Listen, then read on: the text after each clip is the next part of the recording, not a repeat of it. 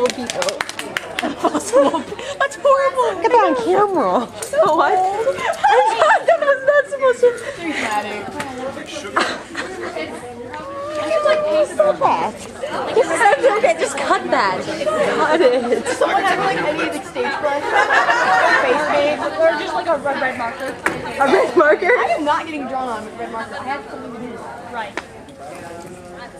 Wait, are you trying to make your face red? Yeah, because Polly's always flushing. It's all creepy. We know this, but See, what about Jurita? What? Jurita. Stab it in the face. Germany, Italy? Horrible. Oh. because it's not this fruity. I want to murder it with a knife again. Murder everyone with a knife. Yes, I'm very picky. Everyone bring me Pressure your... Romano? That is it. Huh? Pressure Romano? Oh, there we go. Latvia Liechtenstein? Yes. Pressure Liechtenstein? Wow.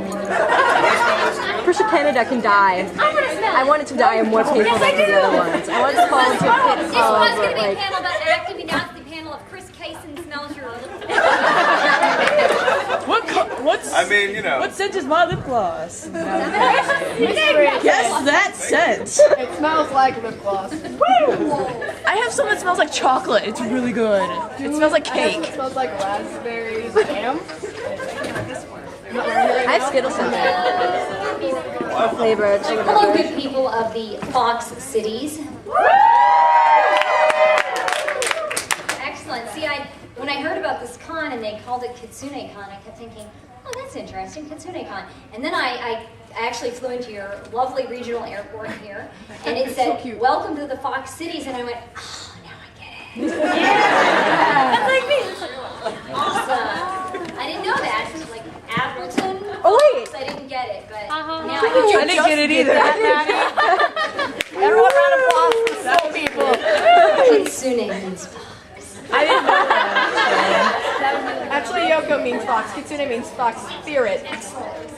Okay, so super. That's awesome that you guys are here. I'm very excited about that. And Chris Kaysen is lingering somewhere. He's sniffing lip gloss. He's sniffing lip gloss. What it was is that he remarked that it smells really good in here, and this young lady thought that it might be her lip gloss. It probably is. It might be my lip gloss. You've got to go smell it outside. Oh, pancakes. No.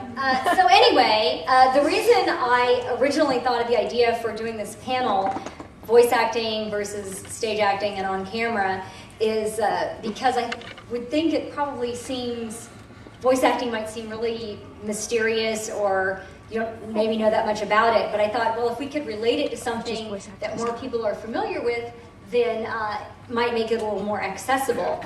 So usually the first thing that I ask is if anybody in here has ever worked on a play in any capacity. Okay. I was a rich so that Swiss is lady. a lot of people. That's in fact most of the people in this room. That's good, because that kind of gives you a jumping off point, because most people that are involved in some kind of an acting career, that's how most of us got started. That's how I got started. I was in my first play in second grade. I was an elf in The Shoemaker and the Elves. Yeah, it was pretty awesome. I was hooked after that, you know, like that's a career for me. Building shoes. Okay, so that's how I got started.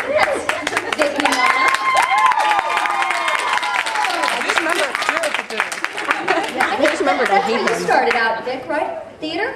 Oh, yeah. Yeah. No Star Trek. Duh.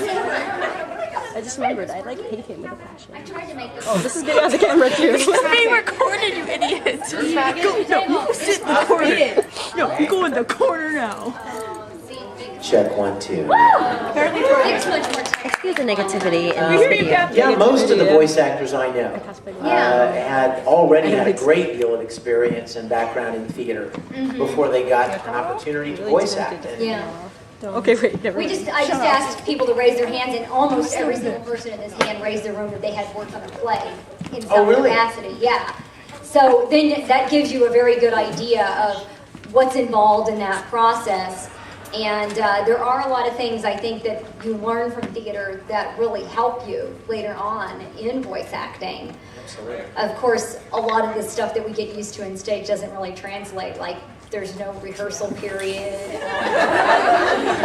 Shame, late. plot snippet. Hi! Welcome! Mr. Carlo. Nobody wants a Charlie in the box. Classic. So you two, Chris, right? Did you start off in stage? Theater. In the theater? Yeah. Say down in Texas? Italian theater. This is Grandma. You're in Grandma? Yeah, in theater. I think it's probably, I think you said before it's a common theme. Yeah, it is. Most of the people, well, go ahead, you can do it again. Raise your hands. Anybody who ever worked on a play? There we go. See? It's most of the people in this room. That's pretty I can awesome. only think of a couple voice actors that we know Yeah. that have not really done theater. not Travis really done Willingham. any- Pardon me? Travis Oh, Willingham. I love Lord, that man. Travis has done plenty of theater Yeah. and Oh, yes. television. No, actually, like the two before people I can think of, They're- and I don't think I it's a love that man. derogatory thing, is No. it's not derogatory to say this, No. it's just a statistic. Kyle Bear, I Right. don't believe has done any acting, like stage or screen. Right. And believe it or not, Steve Bloom, who has done I love a that lot. man. Yeah, exactly.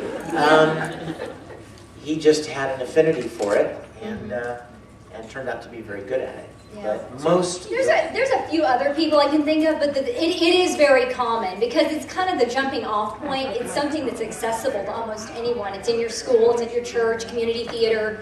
It's very easy to get into a play. They're always looking for volunteers to run the lights or sweep the stage or something. Kyle had a background in radio. Yes. And so I think maybe he did a lot of different characters for that, Right. which might have made him sort of interested. Well, right. Kyle worked for the Disney radio. I don't know if you guys are aware that there's even a Disney radio station, but there is a Disney radio station. Yeah. So for that, he had to do all these different character voices. So that was really a very natural segue, I think, for Right. him going from doing voices from a Disney radio station into voice acting for Next time animation. at Epcot Center. That was my awful Kyle, everybody. Thank you. Mickey Ball Z. Ew, yeah. But and you know what? I have no idea what I was about to say just now. It's really going to be That good, and it's not anymore. Next time. I think that the Have thing. you talked about the differences? Well, no, not really. I mean, we were just kind of getting started. To me, I think the thing where stage really works well with voice acting is to me, the thing that they have in common is it's just a little bit of a heightened sense of reality. Not to say, I mean, it's maybe a little bit over the top, but it's really the antithesis of what film acting is, because film acting is incredibly reserved and pulled in and still and very focused and like underplayed. But if you're on a stage and you're playing to a house full of people, you can't be just discussing in an understated conversational tone.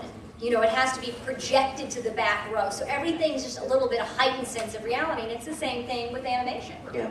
Now I remember. Oh, How many of you are old enough, and not a lot of you, I can tell, are old enough to remember when anime dubs were kind of bad? Oh, more of you than I thought. Poor kids. 3 years ago. Yeah, exactly. Way back when animes first started being dubbed, it had a reputation for not being very good. And one of the reasons that it wasn't was because they weren't hiring actors to dub the anime. They were using like radio guys, people that were comfortable in front of a microphone, who had good radio voices, who maybe had good resonant voices, but they had no experience playing characters. And so while you would have guys with really great booming voices and very articulate, they really didn't capture the essence of the characters very well because they weren't actors. They did what they did. But about, 15 years ago or so, maybe a little less, some studios had this brilliant idea, why don't we try using actors and see how it works out? And so that was when studios started cranking out shows like Evangelion and, It still happens. I, from a directing point of view, it's so frustrating to get in somebody who, when you're talking to him before he goes in the booth, he sounds like James Earl Jones. Thank you. Wonderful. And they go, this is going to be great. He goes in and Okay, just start. Yeah. Goku, run! That was wonderful! Well, you know, it's all like, next time. It sounds like that. He's not acting, he's just talking with his voice that he already has. I mean, he already has an awesome voice, but no chops, no training, and so it's really frustrating. My talent agent of many years, Michael, he used to say, you know, he'd meet someone who had a fantastic voice and he'd want to try to push them towards, you know, doing voiceover work or doing voice acting and find out that they were lousy at it. And he would say, it's like having a Stradivarius and not knowing how to play it. So, I mean, just because you have that lovely resonant voice doesn't mean you necessarily have a penchant for it. But it really opened up a lot of opportunities for those of us who are not radio voice guys. I mean, Right. You know what? I used to be with the same agency that Tiffany is with for a couple of years in Houston. They would send me auditions for radio spots all the time. I couldn't buy a job. Yeah. Nobody ever cast me because I didn't have that radio voice. But fortunately, I found something else that I could do, Yeah. that I could sound like me or other characters and not have to produce that resonant, you know. Yeah, I mean, the Rich radio radio sound. work that I get, it's usually like some kind of a character that I'm playing because I don't have that announcer lady voice. One thing I was going to add, though, about, you know, voice, like anime dubbing of, say, like 60s, 70s, and, you know, up through the 80s, is a lot of it was not, there was that element of using a lot of radio people, but then the other element was just flat technology. The technology that they had was so basic, and if you've ever heard the term looping, they used to originally call dubbing was called looping because they would make a print of the film, and so you had that loop of the film, and then you had a loop of magnetic recording tape, and you would put those in at the same time, and they would play these beeps, beep, beep, beep, and then you talk on the fourth imaginary beep, and the reason is because they had to have you perfectly synced up so that you would talk at exactly the right time. And if you saw that you were running out of time, and people would just start talking a lot faster. And so maybe they aren't giving their best performance, or maybe they finish talking and the mouth is still going, and, you know, oh, and stuff. So, you know, we're very fortunate, I think, to be working in this time when we have such great technology. Well, when we available, started, not though, matching loops of magnetic tape. When I don't know how long you've been at it, but when Tiffany and I started, it was still a tape-based. I mean, the videotapes were. I mean, the tapes of the shows, the animated shows, were on video, and they would shuttle back and forth on 3/4-inch tapes, and then the computer would lock to the videotape. Well, now it's all QuickTime movies and digital files, which is like instantaneous, and it's so easy. You do a line, and if you screw up, it's that fast, and they're rolling it again. So you can just keep hitting it until you get it right. Technology really helps that a lot. It's a miracle. Yes, it's great. In 1998, when we were doing Dragon Ball Z, we had 3/4 deck. And it was, so I would be in there doing Tien, I guess, and they'd say, cool, do one more, but this time a little faster and hit the word both in the sentence where I'm going to kill both of you, for example. They're like, okay, fine. Okay, cool.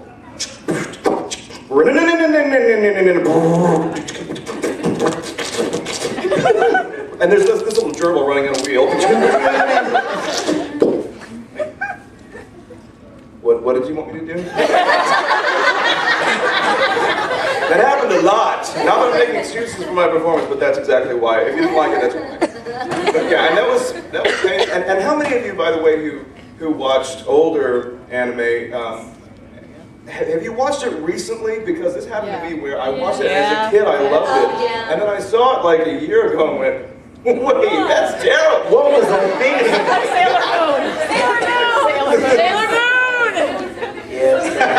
Oh, they're shouting out different. You know, we like shouting. Does somebody have any question? Let's. If you guys, I mean, we can certainly fill up the time, but we want to talk to you about what you want to talk about. So if you've got any specific questions about. How do you recommend exactly starting with voice acting? I usually recommend starting with acting, like starting wherever you are. That's actually part of the reason for this panel, is to just let people know there's always something available to you. And I can't tell you really at this point, the way the industry is right now, which is severely contracted from where it was. I really don't know specifically. I'm not saying that there won't be opportunities for you, but the best thing to do is do whatever's around you. Get into that, you know. Do community theater, work on independent films, you know, online projects maybe that need actors to work on things free. So, you know, I would say work on whatever's available to you. Don't let the fact that there isn't an anime studio in Appleton, Wisconsin hold you back. They're doing that, so just, you know, do whatever's around. There's not? No. There's a Houdini museum down the street. They don't have, oh my God. I'd love to do that. They're working on an exhibit inside the museum. Wow. That'd be An so anime cool. museum. That's awesome. You know, there's also a distinction, you guys, between voice acting and voiceover. Voiceover work is like commercial work, announcer type things. And in just about every market, there is some voiceover work. Yeah. Even Appleton. Yeah. I'm sure there are local businesses that have commercials, right? You know, that have commercials for radio or television, and they need people who can be the voice of their company or the voice of their business. That's voiceover, as opposed to voice acting, which is the animated stuff where you're playing a character who kind of follows an episodic series, who has a whole bunch of different emotional experiences and stuff. But just because there may not be voice acting opportunities here in this area, doesn't mean there are not voiceover opportunities that you can develop your own comfortability and familiarity with your voice, what you can make it do, how you can make it sound youthful or authoritative or experienced or mature or immature or knowledgeable or whatever. And then that in conjunction with doing theater, any place you get the opportunity to do it. And guys, it doesn't have anything to do with being paid. I'm going to go out on a limb and say that you guys, when we started doing what we were doing, I can't speak for you guys, but this question never came out of my mouth. How much does it pay? Right. It had nothing to do with that. I just wanted to do it. Right. And I'd have done it for free. And in many cases we did. We've probably done hundreds of stage plays and things for absolutely nothing, because what we were getting out of it was experience. Right. And connection. And skill and building our skills. And then when you finally get an opportunity to do something where they will actually pay you, you earn that money because you spent a lot of time developing those skills for no money at all. So as you're out there looking around for opportunities, don't let the question, how much are they going to pay me for this, ever even enter into your mind at first. Focus on developing the skills. Focus on finding opportunities to develop the skills, first and foremost. And from a directing point of view, if you have decided that you want to do anime, or you're starting to get into voiceover work, and you've got a lot of experience, when you come in, please be good. Please be good, because it is more competitive right now for anime, in particular voiceover, than it's ever been before. I know, I was talking about Dragon Ball Z before. I mean, I got lucky in that I was an actor in Dallas, and Funimation opened up in my backyard. That's a very rare occurrence, but back then, I mean, That's what happened to me. Really? Yeah, I suppose so. I mean, it was a little bank building on the second floor, and it was dark, and I thought, is this the right place, or am I about to get jumped? And I didn't think anything about it, and you know, but the competition at that time was obviously much less.